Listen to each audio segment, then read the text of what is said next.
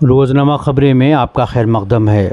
नाज़रीन, जैसा कि आप जानते हैं, आम आदमी पार्टी के दबंग सीनियर मुस्लिम लीडर अमानतुल्लाह खां को गुज़िश्ता 16 सितंबर को एसीबी ने दिल्ली वक्फ़ बोर्ड में मुलाज़मीन की भर्ती में हुई मुअय्यना बदनवानियों के इल्ज़ाम में गिरफ़्तार कर लिया था। ज़ाहिर है कि उसके पास कुछ सबूत होंगे जिसकी बुनियाद पर उनकी गिरफ़्तारी अमल में आई है। अब अमानतुल्लाह खां पर जो इल्ज़ामात लगाए गए हैं वो कितने सही हैं या गलत हैं, इसका फ़ैसला तो अदालत करेगी। हमारे मुल्क का जो निज़ाम अदल है वो उसके बारे में फ़ैसला करेगा।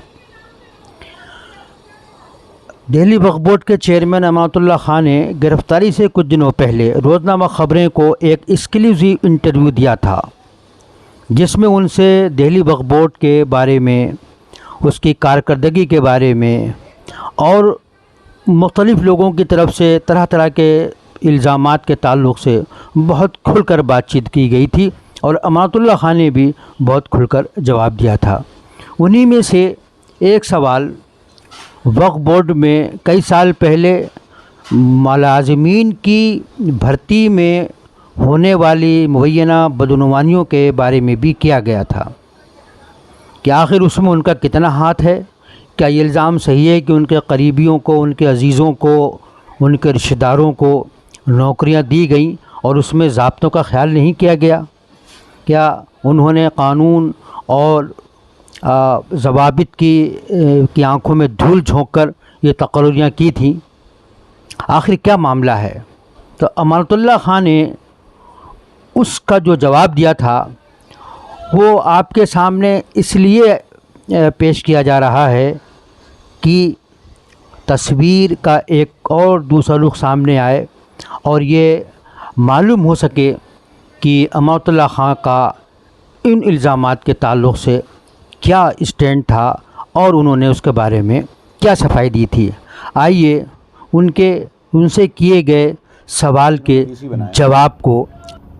इन्होंने जो बीसी की डेफिनेशन लिखी पूरी, उसमें इन्होंने कहा कि मैंने इंक्रोच की, ज़मीनें कब्ज़ा की, लैंड ग्रैबिंग की। तो शायद पहला वाक़या है कि किसी विधायक को जो है बीसी बनाया गया हो। हिंदुस्तान का मैं पहला ऐसा विधायक हूँ जो विधायक रहते बीसी बना, और मैंने उसको चैलेंज भी किया। उसकी वजह से एसीबी भी एक्टिव हो गई, सीबीआई भी एक्टिव हो गई, सारी पुलिस एक्टिव हो गई।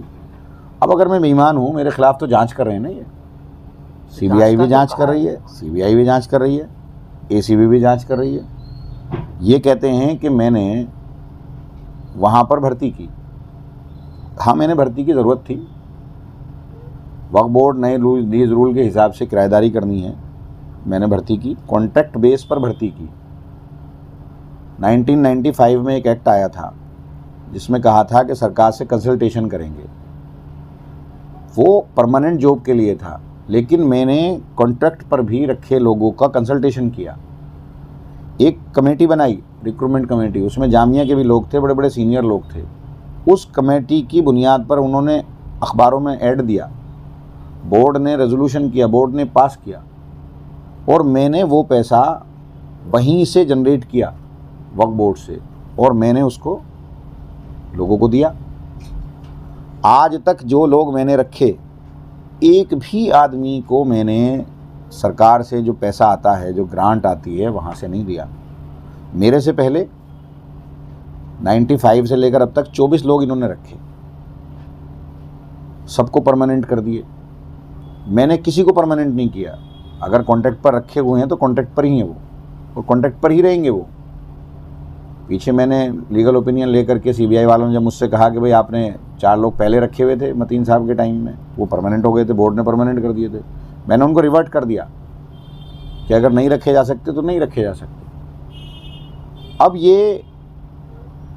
ये बताइए कि पहले के रखे हुए 24 लोग, 95 में एक्ट आया था, सबको परमानेंट कर दिया, सबको ग्रांट से पैसे दिए जा रहे हैं, रिटायरमेंट होने पर 20-20 लाख रुपए दिए जा रहे हैं, उनसे कोई सवाल नहीं कर रहा। मैंने कॉन्ट्रैक्ट पर रखे एक्ट के अंदर, क्योंकि वक्फ बोर्ड एक्ट से चलता है और एक्ट के अंदर हमें इस बात की इजाज़त है, रेगुलेशन के अंदर है कि चेयरमैन इनको रख सकता है, जो क्लास 1 ऑफिसर है उनको रख सकता है, सेकंड को रख सकता है, सीईओ इनको रख, तो वो हमने कोई भी वहाँ पर लेकिन क्योंकि इन्हें बदनाम करना है, बोर्ड को डिफंग करना है, एक सरकारों पर भी, केंद्र सरकार पर बहुत सारी ज़मीनें, बताइए आपने, हमने आज तक जब से मैं आया हूँ एक भी केस नहीं हारा, एक भी केस लूज़ नहीं किया। किसी एक आदमी ने मेरे रहते हुए कब्ज़ा किया हो तो बताओ कहाँ किया? एक बता दें कि पूरी दिल्ली के अंदर कोई आदमी बता दे कि पूरी दिल्ली में मेरे रहते हुए दिल्ली वक्फ बोर्ड की ज़मीन पर किसी ने कब्ज़ा किया, मेरे रहते हुए कोई केस लूज़ किया। पहली मर्तबा पिटिशनर बने हम, सीनियर वकील, आज कोर्ट सुनता है हमारी बात, सीनियर वकील हम खड़े करते हैं। मुझसे पहले बड़ी बड़ी प्रॉपर्टी जिसमें एक हमदर्द भी है, वो एक्स पार्टी होने की वजह से दिल्ली वक्फ बोर्ड हार गया। और जबकि एक्ट कहता है वन से वक्फ ऑलवेज वक्फ, जो एक बार वक्फ हो गया ता क़यामत तक वक्फ है। ये एक्स पार्टी होने की वजह से तकरीबन 36 केस हारे हैं, बड़ी बड़ी प्रॉपर्टी, उसमें DLF भी है, 36 केस हारे हैं। वो ये जिम्मेदार नहीं है क्या? तो आपने सुना, आपने मुलाहजा किया, ये था अमानतुल्लाह खां का जवाब। ये मुकदमा अवाम की अदालत में था, उन्होंने अवाम की अदालत में अपने मौक़िफ़ को पेश किया और अब ये मुकदमा अदालत के सामने है। अदालत क्या फ़ैसला देती है, अदालत का क्या रुख होता है? ज़ाहिर है कि अदालत सबूतों की बुनियाद पर फ़ैसला करती है, तो अदालत से क्या सामने आता है इसका हमें इंतज़ार करना होगा।